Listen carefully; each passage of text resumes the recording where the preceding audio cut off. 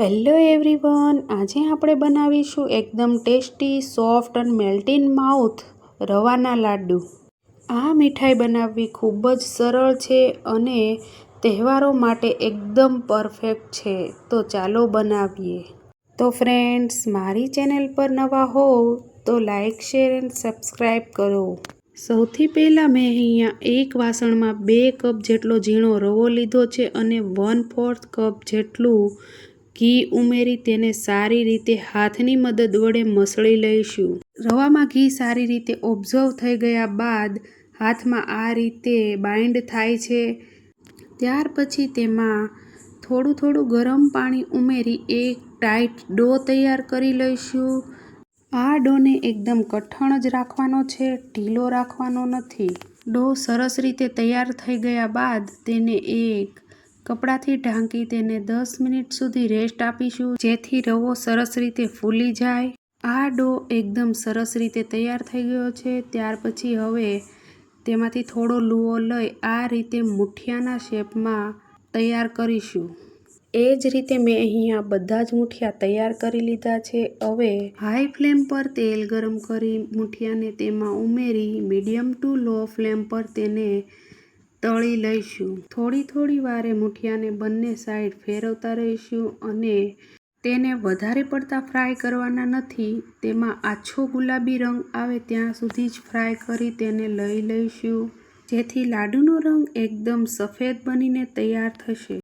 તે જ રીતે મેં અહીંયા બધા જ મુઠિયાને ફ્રાય કરી લીધા છે અને થોડા ઠંડા થયા પછી તેને નાના ટુકડા કરી લઈશું। આ લાડુ બનાવવા માટેનું માપ એકદમ સહેલું છે। 2 કપ રવો લીધો તો એના માટે મેં અહીંયા 1 કપ જેટલી ખાંડ લઈશું અને તેનાથી પણ અડધું ઘી એટલે કે અડધો કપ જેટલું ઘી લઈશું।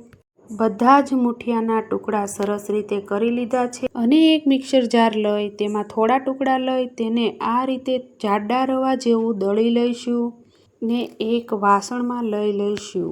એ જ રીતે બધા ટુકડાને આ રીતે દળી લીધા છે અને તેમાં હવે 1 કપ જેટલી દળેલી ખાંડ અને અડધી ચમચી જેટલી એલચી પાવડર ઉમેરી તેને સારી રીતે મિક્સ કરી લઈશું।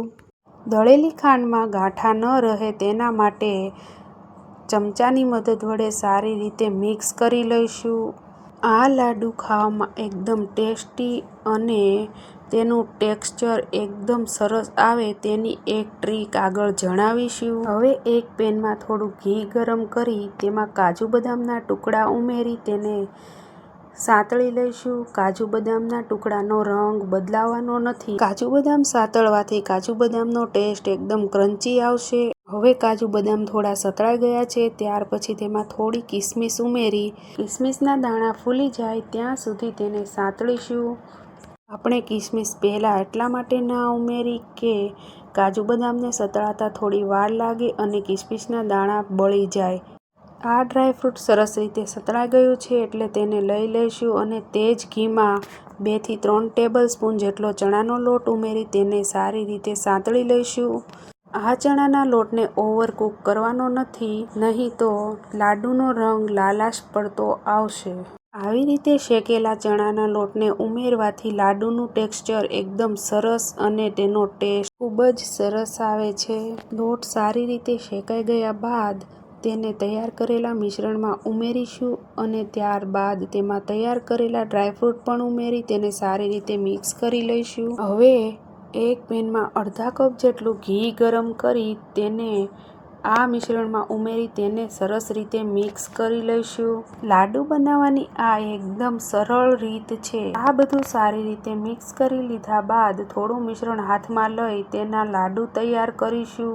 આ રીતે જો લાડુ મીડિયમ સાઇઝના બનાવીશું તો 15 જેટલા તૈયાર થશે અને વધારે બનાવવા હોય તો માપ સાથે મલ્ટીપ્લાય કરવું। તો ફ્રેન્ડ્સ, સ્વાદિષ્ટ રવા લડ્ડુ તૈયાર છે। તમે પણ જરૂરથી ઘરે બનાવજો અને કોમેન્ટમાં જણાવજો કે કેવી લાગી રેસીપી।